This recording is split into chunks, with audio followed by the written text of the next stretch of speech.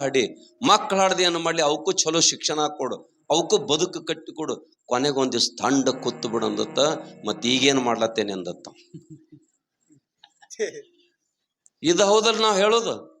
ಇಷ್ಟು ಜನ ಕೂಡಿರಿ ಪುಣ್ಯಾತ್ಮರೇ, ಯಾರಾದರೂ ನನ್ನ ಮಗ ಪುಣ್ಯಾತ್ಮರ ಅರಮನೆ ಒಳಗೆ ಇರತಕ್ಕಂಥವ್ರು ನನ್ನ ಮಗ ಗುಡಿಸಲದೊಳಗೆ ಇದ್ರ ಚಿಂತಿಲ್ಲ, ನನ್ನ ಮಗ ಒಬ್ಬ ಪರಮ ಜ್ಞಾನಿ ಆಗಬೇಕಂತ ತಿಳ್ಕೊಂಡು ನಾವ್ ಯಾರು ಬೇಡ್ಕೊಂಡಿದೀವಿ. ಚಿನ್ಮಯ ಜ್ಞಾನಿ ಆಗ್ಬೇಕಂತ ಯಾರು ಬೇಡ್ಕೊಂಡಿದೀವಿ? ಯಾರು ಬೇಡ್ಕೊಂಡಿಲ್ಲ. ಆದ್ರೆ ಗುರು ಹೇಳ್ತಾ ಇದ್ದಾನೆ, 6 ಗುಣ ಅಳಿ. ಯಾಕೆ ಅಳಿಯತ್ತಕ್ಕಿದ್ರ ಕೊನೆಗೆ ನಿನ್ನ ಹಳ್ಳ ಹಿಡಿಸ್ತಾವು, ನಿನಗ ಫಾಸಿ ತಂದು ಕೊಡ್ತಾವ. ಈ ತಾಯಿ ತಂದೆ ಏನೇನ್ ಹೇಳ್ಯಾರಲ್ಲ, ಆ ಫಾಸಿ ಬಂದು ಕೊರಳಿಗೆ ಬೀಳು ಕಾಲಕ್ಕೆ ಇವ್ರು ಯಾರು ಬರುವುದಿಲ್ಲ. ಅದಕ್ಕೆ ನಿನಗೆ ಮುನ್ನೆಚ್ಚರಿಕವಾಗಿ ಹೇಳ್ತಾ ಇದ್ದೇನೆ, 6 ಅಳಿ 3 ತಿಳಿ ಅಂತಕ್ಕಂಥ ಮಾತಾಡ. ಎಂತ ಮಗುರ, ಬಾಳ ಅಂತಃಕರಣ ಅಂತ ಹೇಳ್ಯಾರ. ಬಾಳ ಅಂತಃಕರಣ ಹೌದಿಲ್ಲ? ಎಂತ ಅಂತಃಕರಣ ಒಂದು ಮಾತು ಹೇಳ್ತಾನೆ, ನಿಮಗೆ ಲಕ್ಷ್ಯ ಇಟ್ಟು ಕೇಳ್ರಿ. ಬಹಳ ದೊಡ್ಡ ಸಂತರು, ಎಲ್ಲದರಾಗ ಅತ್ಯಂತ ಪ್ರಬುದ್ಧ ಜ್ಞಾನವನ್ನು ಪಡ್ಕೊಂಡಿದ್ರು. ಅಂತ ಜ್ಞಾನ ಪಡ್ಕೊಂಡಾಗ ಹೊಟ್ಟೆ ಕಿಚ್ಚು ಪ್ರಾರಂಭ ಆಗಿತ್ತು. ಇವನ್ ಎದರಾಗ ಸೋಲಿಸ್ಬೇಕು, ಎದರಾಗ ಸೋಲ್ಸಾಕ ತಯಾರಿಲ್ಲ ಅಂದ್ರ ವಿಷ ಹಾಕಿ ಕೊಂದು ಬಿಡ್ಬೇಕು. ಅದಕ್ಕೆ ಪುಣ್ಯಾತ್ಮರೇ ಬಲ್ಲವ್ರು ಏನ್ ಹೇಳ್ತಾರಂತ ಕೇಳಿದ್ರೆ, ನನ್ನಲ್ಲಿ ಇರ್ಲಿ ಅಂದ್ರೆ ಅವನಲ್ಲಿ ಇತ್ತಂದ್ರೆ ನೋಡಿ ಖುಷಿ ಪಡಿಬೇಕಂತ. ಅವ ಖುಷಿ ಪಡ್ಯಾಕ ಹತ್ತಿದಂದ್ರ ಅಂತೇರಿಲ್ ನೀವು, ನಮ್ತಿಕ್ ಇರ್ಲಾರ್ದ ವಸ್ತು ಅವನ ತಿಕ್ಕಿತ್ತಂದ್ರ ನೋಡಿ ಸಂತೋಷ ಪಡದಿ ಅಂದ್ರ ನೀ ಖರೆ ಮನುಷ್ಯ ಆಗಿದೆ ಅಂತ ತಿಳ್ಕೊಳ್ಳು. ಅದನ್ನು ನೋಡಿ ಹೊಟ್ಟೆ ಕಿಚ್ಚು ಪಡಾಕತ್ತಿದಂದ್ರೆ ನಿನ್ನಲ್ಲಿನ ರಾಕ್ಷಸ ಗುಣ ಹೋಗಿಲ್ಲ ಅಂತ ತಿಳ್ಕೊಳ್ಳು. ಎದ್ರ ಸಲಗ ಹೊಡೆದ್ರಿ ಚಪ್ಪಾಳಿ? ಬೇರೆದವ್ರ ಹೊಲ ತೊಂದ್ರೆ ನಾವು ಖುಷಿ ಪಡ್ತೀವಿ ಅಂತ ಹೊಡೆದ್ರು, ನಮಗಾಗಲಾರ್ದ ಅವಂಗ ಯಾಕೆ ಆತತ್ತೆ ಹೊಡಿತೀರಿ? ಹೊಡೀರಿ. ಬಹಳ ಅಂತಃಕರಣ ನಿಜವಾಗಿರ್ತ. ಅದಕ್ಕೆ ಹೇಳ್ತಾರೆ, ಬಂಧುಗಳು ಬಂದುಂಡು ಹೋಗುವರು, ಬಂಧನ ಕಳಿಯಲಾರರು. ಗುರುವಿನಿಂದ ಅಧಿಕ ಬಂಧುಗಳು ಉಂಟೆ ಅಂತ ಬರೀತಾರೆ. ಅದಕ್ಕೆ ಗುರು ಕಳಕಳಿಸ, ಶಿಷ್ಯ ತಳಮಳಸವ ಅಂತ ಹೇಳ್ತಾರೆ. ನಾನು ಉದ್ಧಾರ ಆಗ್ಬೇಕು. ಯಾರಿಂದ ಉದ್ಧಾರ ಆಗ್ತದಂತ ಕೇಳಿದ್ರೆ, ಅಂತಪ್ಪ ಶ್ರೋತ್ರಿ ಬ್ರಹ್ಮನಿಷ್ಠ ಸಜ್ಜನ ಅಂತ ಕರೀತಾರೆ. ಬಂಧುಗಳು ಸಜ್ಜನ ಅಂತ ಕರೀತಾರೆ. ಅಂತ ಮಹಾನ್ ಪರಮಜ್ಞಾನಿ. ಇಡೀ ಇವತ್ತವ್ರ ಇತಿಹಾಸ ಪುಟದಲ್ಲಿ ಹೆಸರು ಉಳಿದವ್ರು. ವಿಷ ಹಾಕಿ ಬಿಟ್ರು. ಯಾರನ್ನ ಹಿಡಿದ್ರತ್ತ ಕೇಳಿದ್ರೆ ಅವ್ರ ಶಿಷ್ಯನನ್ನು ಹಿಡ್ಕೊಂಡ್ರು. ನೋಡಿರ್ಬೇಕ್ರ, ಅವ ಅರ್ಧಂಬರ್ಧ ತಿಳ್ಕೊಂಡಿದ್ರ ಮಠಕ್ಕೆ ಹೋಗವನ, ನಾ ಮಠಕ್ಕೆ ಹೋಗವ ಅಂತಿರ್ತಾನ. ಬೇಡ ಹೊತ್ತಮ್ಮ ಮದ್ವೆ ಕೆಲಸ ಆಗೋದು. ನೋಡು, 5 ಎಕರೆ ಹೊಲ, 10 ಲಕ್ಷ ರೂಪಾಯಿ ಕೊಡ್ತೀವಿ ಅಂದ್ರ ವಿಚಾರ ಮಾಡ್ತಾನತ್ತಾನ. ಮತ್ತು ಜೋರಾಗಿ ಇನ್ನೊಂದು 5 ಲಕ್ಷ ರೂಪಾಯಿ ಹೆಚ್ಚು ಕೊಡ್ತೀವಿ, ಇನ್ನು ಹಿರಿಯರ ಮಾತು ಮೀರಿ ಕಿಮ್ಮತ್ ಬರ್ತತೇನ, ನಿಮಗೆ ತಿಳ್ದಂಗೆ ಮಾಡ್ರಿ ಅಂದ್ರತ್. ಯಾಕೆ ಹಿಂದೆ ಬಾಂಡೋಲ್ ಚಾಲು ಆಗೈತ್ಲ. ಹಂಗ ಈ ಶಿಶುಮಗನ ಕಟ್ಕೊಂಡು ಕೊತ್ತರು. ಇವನ ಕೈಲಿ ವಿಷ ಹಾಕಿರು. ತಪಸ್ಸಿನ ಬಲ ಉಣ್ಣಿಸಿದ ವಿಷ ಹೆಚ್ಚಾಗಿ ಬಿಡ್ತು. ಎಲ್ಲ ಭಕ್ತವರ್ಗ ಶಿಷ್ಯವರ್ಗ ನೋಡಿದ್ರು. ಅವನ ಕಂಬಕ್ಕೆ ಕಟ್ಟಿ ಗುರುಗಳು ತಮ್ಮ ತಪಸ್ಸಿನ ಶಕ್ತಿ ನದಿ ವಿಷದಿಂದ ಹೊರಗೆ ಮುಕ್ತರಾಗಿ ಬಂದರು. ಗುರು ಪುಣ್ಯಾತ್ಮರೇ ವಿಷದಿಂದ ಮುಕ್ತನಾಗಿ ಹೊರಗೆ ಬಂದ. ಮೊಟ್ಟ ಮೊದಲು ಯಾರನ್ನು ನೋಡಿದ ತಕ್ಕಿದ್ರೆ, ಕಂಬಕ್ಕೆ ಕಟ್ಟಿದ ಶಿಷ್ಯನ ಕಡೆ ದೃಷ್ಟಿ ಹೋಯಿತು. ಕಂಬಕ್ಕೆ ಕಟ್ಟಿದ ಶಿಷ್ಯನ ಕಡೆ ದೃಷ್ಟಿ ಹೋಗ್ತದ. ಈತನ ಯಾಕೆ ಕಟ್ಟಿ ಹಾಕಿರಿ ಅಂತ ಕೇಳ್ತಾರ. ಯಾಕೆ ಕಟ್ಟಿ ಹಾಕಿರಿ? ಯಪ್ಪ, ನಿಮಗ್ ವಿಷ ಹಾಕ್ಯಾನ, ನೀವೇನು ಶಿಕ್ಷಾ ಕೊಡಂತಿರ್ಲ ಅದನ್ನು ಕೊಡ್ತಾನ, ಕೊಟ್ಟು ಬಿಡ್ತು ಹೇಳ್ರಂತ. ಅವಾಗ ಗುರು ಹೇಳ್ತಾನ, ನಾ ಶಿಕ್ಷಾ ಕೊಡಕ್ಕೆ ಬಂದವಲ್ಲಪ್ಪ, ಎಲ್ಲರನ್ನ ರಕ್ಷಿಸಿ 4 ದಿವಸ ಪ್ರೀತಿಯಿಂದ ಬಾಳಿ ಬದುಕಿ ಹೋಗ್ಲಿಕ್ಕೆ ಬಂದಿನಿ. ಇವರಿಗೆ ಸಜ್ಜನರ ಅನ್ಬೇಕಿಲ್ರಿ? ಅವರೇ ದಯಾನಂದ ಸರಸ್ವತಿ ಅಂತ ಕರೀತಾರೆ. ಅಂಥವ್ರು ಸಜ್ಜನರು. ಅದಕ್ಕೆ ಹೇಳ್ತಾರೆ ಪುಣ್ಯಾತ್ಮರ, ಇಂಥ ಗುರು ಸಿಕ್ಕ ಬಳಿಕ ನಮ್ಮ ಭಾಗ್ಯ ಎಂಥದೈತ್ರಿ. ಅವ ಹೇಳೋ ಮಾತು ಇವ್ರು ಯಾರು ಹೇಳುವುದಿಲ್ಲ. ಅವ ಹೇಳ್ತಕ್ಕಂಥ ಮಾತು ಇಲ್ಲಿವರೆಗೆ ನಮ್ಮ ತಾಯಿ ತಂದೆ ಮುತ್ತಾಜ ಎಷ್ಟೋ ಆಗಿ ಹೋಗ್ಯಾವ, ಯಾರು ಈ ಮಾತು ಹೇಳಿಲ್ಲ ಪುಣ್ಯಾತ್ಮರೇ. ಹಾಳಾಗಿ ಹೋಗ್ತಕ್ಕಂಥ ದಾರಿನ ತೋರ್ಸ್ಯಾರ. ಕೊನೆಗೆ ಅದರೊಳಗೆ ನೀ ಮಡಿವಿನಾಗ ಬಿದ್ದು ಉರುಳ್ಯಾಡಿ ಸಾಕೋ ಯಪ್ಪ ಸಾಕು ಅನ್ನುವಂಥ ಪರಿಸ್ಥಿತಿ ಬಂದು ಹೊರಗೆ ಬರಲಾರ್ದ ದಾರಿ ತಿಳಿಲಾರ್ದ ಅಲ್ಲೇ ಸತ್ತು ಹೋಗೋ ದಾರಿನ ತೋರ್ಸ್ಯಾರ ಹೊರತಾಕರೆ ಅಲ್ಲಿ ಹೋಗುವಂತ ಯಾರು ಹೇಳಿಲ್ಲ. ಪುರಾಣ ಪುಣ್ಯಕಥೆಗಳು ಹಚ್ಚೋದು ಉದ್ದೇಶ ಏನಂತ ಕೇಳಿದ್ರೆ, ಕೂಡಿರ್ತಕ್ಕಂಥವ್ರು ಎಲ್ಲರೂ ಸಾಧು ಆಗರತ್ ಹಚ್ಚಿಲ್ಲ, ಕೂಡಿರ್ತಕ್ಕಂಥವ್ರೆಲ್ಲರೂ ಮನಿ ಬಿಡ್ರತ್ ಹಚ್ಚಿಲ್ಲ. ಮನೆಯಾಗಿದ್ದುಕೊಂಡು ಈ ಮನೆಗೆ ನನಗೆ ಆ ಕೊನೆಗೆ ಸಂಬಂಧ ಇಲ್ಲದಂಗೆ ಬದುಕುದದ ಪುಣ್ಯಾತ್ಮರೇ. ಸತ್ಸಂಗ ಏನು ಕಲಿಸ್ತದ, ಸಜ್ಜನರ ಸಂಘ ಏನು ಕಲಿಸ್ತದ ಅಂತ ಕೇಳಿದ್ರೆ, ಕಳ್ಕೊಂಡು ಬಳಕೂ ಹಂಗ ಇರ್ತಿ ಪುಣ್ಯಾತ್ಮರೇ. ಸಂಪತ್ತು ಬಂದಾಗೂ ಕೂಡ ಹಂಗ ಇರ್ತಿ. ನಿನ್ನವರೆಲ್ಲ ಕೈ ಬಿಟ್ಟು ಹೋದರೂ ಕೂಡ ನೀ ಸುಖಿಯಾಗಿರ್ತಿ. ಸಂಬಂಧ ಜೊತೆಯಾಗಿದ್ರು ಕೂಡ ಸುಖಿಯಾಗಿರ್ತಿ. ಯಾಕೆ? ಸತ್ಯ ತಿಳಿದದ ನೀನು. ಅದಕ್ಕೆ ಅವರಿಗೆ ಸತ್ಯ ಅಂತ ಹೇಳ್ಯಾರ, ಸಾರ ಅಂತ ಹೇಳ್ಯಾರ ಅವ್ರಿಗೆ. ಅದಕ್ಕೆ ಸಜ್ಜನ ಅಂತ ಕರೀತಾರ ಬಂಧುಗಳೇ.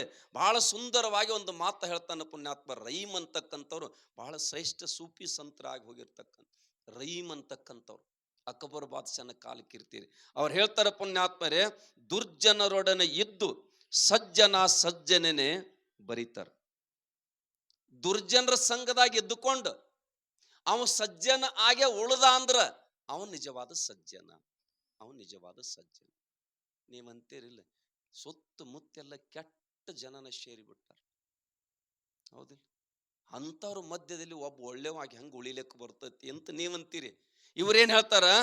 ದುರ್ಜನರೊಡನೆ ಇದ್ದರೂ ಸಜ್ಜನ ಸಜ್ಜನೇ. ದುರ್ಜನರೊಡನೆ ಇದ್ದರೂ ಸಜ್ಜನ ಸಜ್ಜನೆ ಅಂತ ಬರೀತಾರ ಪುಣ್ಯಾತ್ಮರು. ಅದಕ್ಕೆ ಉದಾಹರಣೆ ಕೊಡ್ತಾರ ಮುಂದವ್ರು. ಏನು? ಸರ್ಪವು ತನ್ನನ್ನು ಸರ್ಪವು ಸುತ್ತಿಕೊಂಡಿರು ಚಂದನ ಚಂದನವೇ ರಹಿಮ, ಚಂದನ ಚಂದನವೇ ಅಂತ ಬರೀತಾರೆ. ಶ್ರೀಗಂಧ ಕಟ್ಟಿಗೆಗೆ ಹಾವು ಸುತ್ತೈತಿ, ಒಳಗೆ ವಿಸಾಗಿಸ ತಗೊಂಡೈತೇನ? ಅದು ತಗೊಂಡೈತ್ರಿ. ಅದು ಹೆಂಗ ಪರಿಪಕ್ವಾಗಿ ಉಳದೈತಿಲ್ಲ, ಹಂಗ ಪುಣ್ಯಾತ್ಮರೇ ಸಜ್ಜನ ಹಂಗಿರ್ತಾನಂತ. ಯಾವ ಗೊಡವಿಗೆ ಹೋಗುದಿಲ್ಲ, ಏನೆಲ್ಲ ತಂದು ಮುಂದಿಟ್ರು ಕೂಡ ಅದು ಮುಟ್ಲಿಕ್ಕೆ ಸಾಧ್ಯ ಇಲ್ಲ ಅಂತ ಬರೀತಾರೆ, ಸಾಧ್ಯ ಇಲ್ಲ ಅಂತ ಕರೀತಾರೆ. ಹಂಗ ಬದುಕು. ಗಾಂಧೀಜಿಯವರ ಪುಣ್ಯಾತ್ಮರು ಏನೋ ಬರೀತಿದ್ರತ್ತ, ಜೊತೆಯಾಗಿ ಮಡದಿದ್ದಳಂತ. ಆಕಿಗೆ ಹೇಳಿದಂತ, ನೀವು ಒಳಗೆ ಹೋಗಿಬಿಡು, ನೀನು ನೋಡೋಣ, ಏನು ಬರೆಯೋಕ್ಕಾಗವತ್ತು, ಏನೂ ಮಾಡೋಕ್ಕಾಗವತ್ತು, ಒಳಗೆ ಹೋಗಿಬಿಡಂದು. ಅವಾಗ ಹೆಣ್ಮಗ ಅಂದರ್ಥ, ಒಳಗೆ ಹೋದ್ರೆ ನಿಂದು ಒಳಗಿನ ಮನಸ್ಸು ನಿಲ್ಲಬೇಕಲ್ಲ, ಅದ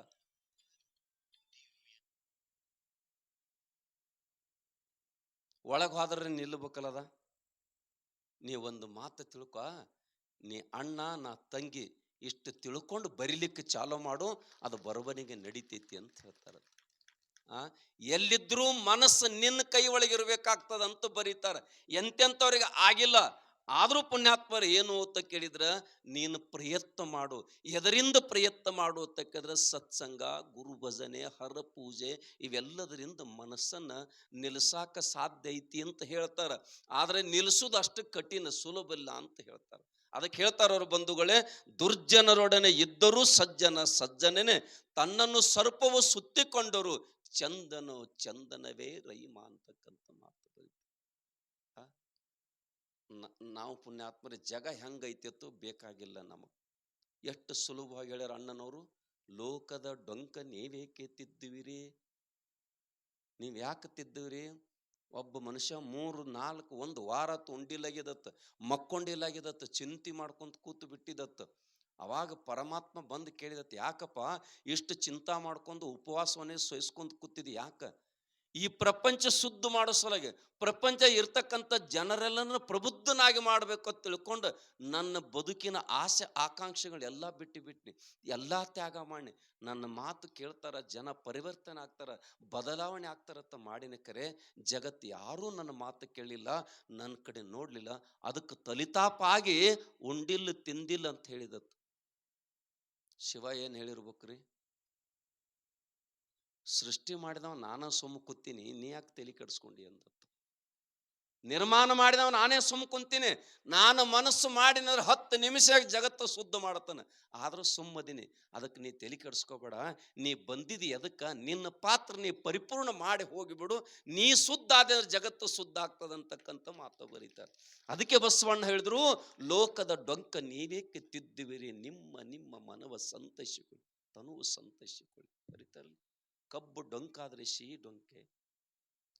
ನಾವೇನು ಮಾಡಾಕತ್ತಿದ್ವಿ ಅಂದ್ರೆ, ಕಾಲು ಕೆಟ್ಟೈತಿ ಅದು ಕಟ್ಟಿ ಮೇಲೆ ಕುತ್ತ ಮಾತಾಡಕತ್ತಿದೀವಿ. ಬಹುತೇಕ ಒಬ್ರು ಬಲ್ಲವ್ರು ಹೇಳ್ತಾರ, ಕಾಲೇನು ಕೆಟ್ಟಿಲ್ಲ. ಪುಣ್ಯಾತ್ಮರ ಕಾಲೇನು ಕೆಟ್ಟಿಲ್ಲ, ಸೂರ್ಯ ಉದಯ ಆಗೋದು ಕಡಿನ ಆಗಾಕತ್ಯಾನ, ಹೌದಿಲ್ರಿ? ಸೂರ್ಯ ಉದಯ ಆಗೋದ್ ಕಡೆನೇ ಆಗ್ಲಕತ್ತನ, ಆಕಳ ಹಾಲನ್ನ ಕೊಡಾಕತೈತೆ, ಕಸ ತಿಂದ ಹಾಲು ಕೊಟ್ಟದ, ಹೌದಿಲ್ರಿ? ಅದಕ್ಕೆ ಬಂಧುಗಳೇ, 9 ತಿಂಗಳಿಗೆ ಕೂಸು ಹುಡ್ತದೆ, 7 ತಿಂಗಳು ಹುಡ್ತದೆ ಇಟ್ಕೋರಿ. ಇವೆಲ್ಲ ಕಾಲ ಬರೋಬ್ಬರಿ ಅದಾವು. ಕಾಲ ಕೆಟ್ಟತಿ ಅಂತ ಏನ್ ಕಟ್ಟಿ ಮೇಲೆ ಕೂತತಿಲ್ಲ, ಆ ಮಂದಿ ತಲಿ ಕೆಟ್ಟತಿ ಅಂತ. ಅದಕ್ಕೆ ಕೆಟ್ಟವರ ಸಂಘದಾಗ ನೀ ಇದ್ದಿ ಅಂದ್ರ ನಿನ್ ಜೀವನ ಹಾಳಾಗಿ ಹೋಗ್ತದಪ್ಪ. ಬಲ್ಲವರ ಸಂಘಕ್ಕೆ ಬಂದಿ ಅಂದ್ರ ಬದುಕು ಹ್ಯಾಗ ಬದುಕಬೇಕು ಅನ್ನೋದು ಕಲಿಸ್ಕೊಡ್ತಾರ. ಮತ್ತೆ ಯಾರಿಗೆ ಬಲ್ಲವರು ಅನ್ನೋದು ಅಂತಕ್ಕಂಥದ್ದು ಇತಿ ಏನ್ ಹೇಳತಾನ, 108 ಮಂದಿ ಕಳ್ಳರ ಮಧ್ಯದಲ್ಲಿದ್ರು ಕೂಡ ನೀ ಶುದ್ಧವಾಗಿ ಇದ್ದಿ ಅಂದ್ರ ನೋಡಿರ್ಬೇಕ್ರ, ಮತದಾನಗಿಳಿ ಬರ್ರಿ ಕೊಂಡ್ರಿ ಹೋಗಂತತಿ ಅಂತಿರ್ತೀರಿ.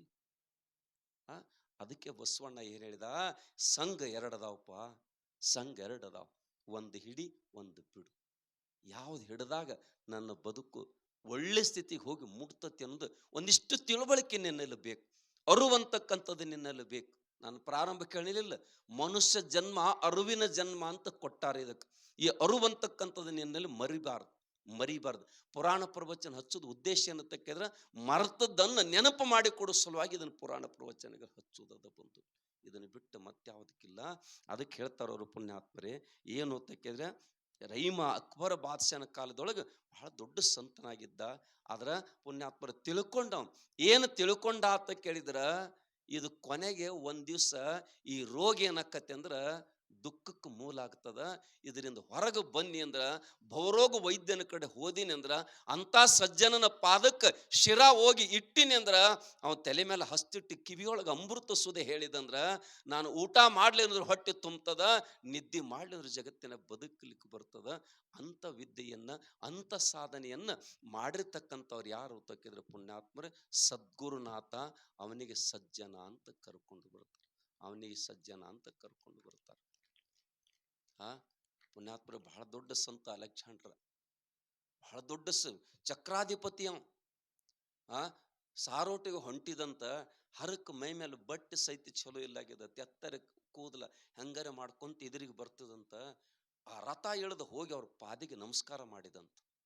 ಸೈನಿಕರೆಲ್ಲ ಕೇಳಿದ್ರಂತ, ಹೋಗಿ ಒಬ್ಬ ಭಿಕ್ಷುಕ ಕಾಲು ಬಿದ್ದಿಲ್ಲ, ನೀ ಭಿಕ್ಷುಕ ಕಾಲು ಬಿದ್ದಿಲ್ಲ.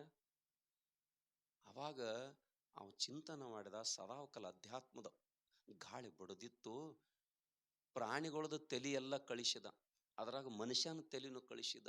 ಮಲ, ಪಶು, ಪಕ್ಷಿ ಎಲ್ಲ ತಲೆಗಳು ಮಾರ್ಕೆಟ್ದಾಗ ವ್ಯಾಪಾರ ಆಗಿ ಹೋದು, ಮನುಷ್ಯನ ತಲೆ ಮಾತ್ರ ಯಾರೂ ತಗೊಲಿಲ್ಲಂತ. ಮನುಷ್ಯನ ತಲೆ ಯಾರು ತಗೊಲಿಲ್ಲಂತ. ಅವಾಗ ಕೇಳಿದಂತ, ಮತ್ತು ಮನುಷ್ಯ ಶ್ರೇಷ್ಠ ಅಂತಕ್ಕಂಥ ವಿಚಾರ ಇತ್ತಂದ್ರ, ನೀ ಅಷ್ಟಕ್ಕೆ ರಾಜ ಇದ್ದವ ಯಾಕೆ ಮಣದಿ ಅಂತ ಕೇಳಿದ್ರೆ, ಈ ರಾಜನ ತಲೆನ ಯಾರು ತಗೊಲಿಲ್ಲ.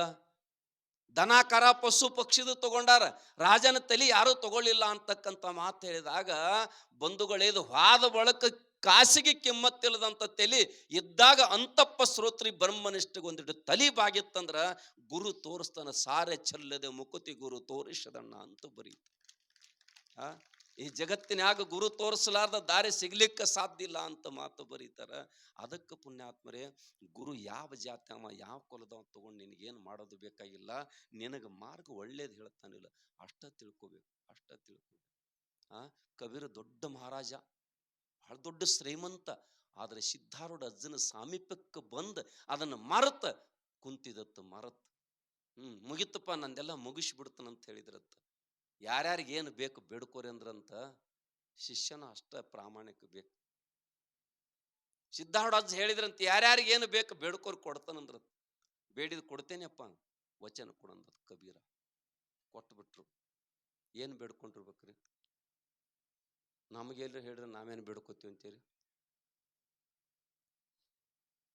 ಒಂದು 70 ಟನ್ ಬೇದಾನೆ ಆಗೈತ್ರಿ, 500-600 ಟನ್ ಏನು ಕೆಜಿಗೆ ರೊಕ್ಕ ಹತ್ತಂಗೆ ಬೇಡ್ಕೊಳ್ತೀವಿ, ಸಂಪತ್ತು ಬೇಡ್ಕೋತೀವಿ. ಕಬೀರ್ ಬೇಡ್ಕೋತಾರಂತ. ಈ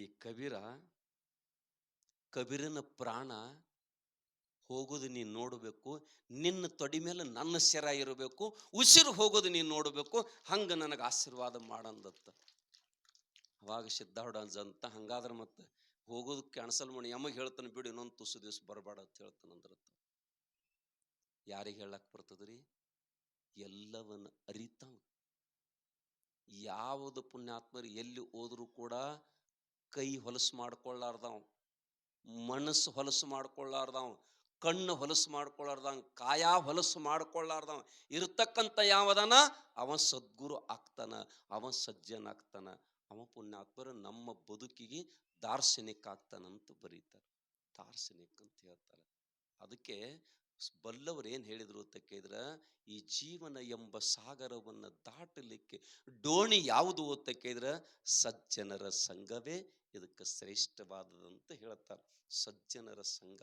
ಅದಕ್ಕೆ ಬಂಧುಗಳೇ, ಎಲ್ಲ ಪುಣ್ಯಾತ್ಮರು ಏನು ಮಾಡಿದ್ರು ಅಂತ ಕೇಳಿದ್ರೆ, ಒಬ್ಬ ಮಹಾನುಭಾವ ಬರೀತಾನ, ಏನು ಹೊರದೇಶದ ಪಾಶ್ಚಿಮಾತ್ಯದ ವ್ಯಕ್ತಿ ಹೇಳ್ತಾನ, ಭಾರತ ದೇಶದ ಅಧ್ಯಾತ್ಮದ ಸದ್ಗುರುವಿನ ಸಂಘ ಅವರು ಅನುಭವಿಸಿ ಬರೆದಿರ್ತಕ್ಕಂಥ ಒಂದು ಪುಸ್ತಕ. ಪುಣ್ಯಾತ್ಮರೇ, ಕುಡಿಲಿಕ್ಕೊಂದಿಷ್ಟು ನೀರು, ಹಸದಾಗ ಒಂದು ತುತ್ತ ಅನ್ನ ಕೊಟ್ಟು ಬಿಡು, ನನಗಿನ್ಯಾವುದು ಸಂಪತ್ತು ಬೇಡ ಅಂತ ಬರೀತಾರೆ. ಅದಕ್ಕೆ ಹೇಳ್ತಾರೆ ಪುಣ್ಯಾತ್ಮರೇ, ದೊಡ್ಡ ವಸ್ತು ಸಿಕ್ಕಿತ್ತು ಎಂದು ಬಿಡದಿರು ಚಿಕ್ಕದನ್ನ, ದ್ವಾಡದ ಸಿಕ್ಕತ್ತೆ ಅಂತ ಹೇಳಿ ಸಣ್ಣದು ಬಿಟ್ಟು ಬಿಡ್ಲಾಕ್ ಹೋಗ್ಬೇಡ ಅಂತ ಬರೀತಾನೆ ಅವನೇ ರೈಮ. ಏನು, ದೊಡ್ಡ ವಸ್ತು ಸಿಕ್ಕಿತ್ತೆಂದು ಬಿಡದಿರು ಚಿಕ್ಕದನ್ನು, ಸೂಜಿಯ ಮಾಡುವ ಕೆಲಸ ಖಡ್ಗ ಮಾಳ್ಪುದೇನೋ ರೈಮ. ಖಡ್ಗ ಮಾಳ್ಪುದೇನೋ ರೈಮ. ಖಡ್ಗ ಮಾಡಬೇಕಾಗ್ತದೆ, ಸೂಜಿನ ಕೆಲಸ. ಸಜ್ಜನ ಹೇಳ್ತಾನೆ ಈ ಮಾತ. ಸಜ್ಜನ ನಮಗೆ ನೀತಿಯನ್ನು ಹೇಳ್ತಾರ, ಬೋಧನೆಯನ್ನು ಮಾಡ್ತಾರ ಪುಣ್ಯಾತ್ಮರೇ. ನಮ್ಮ ತಾಯಿ ಕೂಡ ಅತ್ಯಂತ ಬಾಲ್ಯದಲ್ಲಿ ತನ್ನ ಮಗುವಿಗೆ ಇನ್ನೂ ಅರುವೈತಿಲ್ಲ ಗೊತ್ತಿಲ್ಲ, ಆ ಅರುವನ್ನು ತಿಳ್ಕೊಳ್ಳಿಸಲಾಗಿ ಎಷ್ಟೋ ಮಂದಿ ಮಹಾತ್ಮರು ಗುಡ್ಡ ಗಮಾರ ಹೋಗಿ ತಿಳ್ಕೊಂಡಾರ. ಆಚಾರ ಕರಸನಾಗು, ನೀತಿಗೆ ಪ್ರಭುನಾಗು, ಮಾತಿನಲ್ಲಿ ಚೂಡಾಮಣಿ ಆಗು ನನ್ನ ಕಂದ, ಜಗಕ್ಕ ಜ್ಯೋತಿ ಆಗು ಅಂತ ಹೇಳ್ಯಾರ. ನಿನ್ನ ಬದುಕು ಏನಾಗ್ಬೇಕಂತಂದ್ರ ಜ್ಯೋತಿ ಆಗಬೇಕು. ಜ್ಯೋತಿ ಬೆಳಕಾಗಬೇಕಿಲ್ಲ. ಇನ್ನೊಬ್ಬರ ಬದುಕಿನಲ್ಲಿ, ಇನ್ನೊಬ್ಬರ ಬಾಳಿನಲ್ಲಿ ನೀನು ಬೆಳಕಾದಿ ಅಂದ್ರೆ ಪುಣ್ಯಾತ್ಮರೇ, ಮನುಷ್ಯ ಜನ್ಮ ಬಂದದ್ದು ನಿನಗೆ ಸಾರ್ಥಕತೆ ಆಗ್ತದೆ. ಅದಕ್ಕೆ ಹೇಳ್ತಾರೆ, ದೀಪದಿಂದ ದೀಪವ ಹಚ್ಚಬೇಕು ಮಾನವ. ಒಂದು ದೀಪ ಒಂದು ಹಚ್ಚಬೇಕಾದ್ರೆ ಪುಣ್ಯಾತ್ಮರೇ, ತಾನು ಆರಿದ್ರು ಕೂಡ ಇನ್ನೊಂದನ್ನು ಹಚ್ಚಿ ಆರ್ತೈತಿ ಅಂತ ಹಂಗೆ ನನ್ನ ಬದುಕಾಗಬೇಕು, ಹಂಗೆ ಆಗಬೇಕಂತಕ್ಕಂಥದ್ದು ಕಲಿಸಿಕೊಡ್ತಕ್ಕಂಥವ್ರು ಯಾರು ಅಂತಕ್ಕಿದ್ರೆ ಸಜ್ಜನರು ಹೇಳ್ಕೊಡ್ತಾರ. ಅವ್ರೇನು ಹೇಳಕತ್ತಾರಂದ್ರೆ, ಸಣ್ಣ ವಸ್ತು ದೊಡ್ಡ ವಸ್ತು ಸಿಕ್ಕಾಗ ಸಣ್ಣದನ್ನು ಮರಿಬೇಡ ಅಂತಕ್ಕಂಥ ಮಾತು ಬರೀತಾರ. ಹೇಳುದು ಕೇಳುದು ನೀವು ಬೇಡಲು ಹೋದವನು ಸತ್ತ. ಬಹಳ ಸುಂದರವಾಗಿ ಹೇಳ್ತಾರೆ ಬಂಧುಗಳು. ಏನು, ಪ್ರೀತಿಯ ದಾರವನ್ನು ಕಡಿಯದಿರು, ಮಮತೆ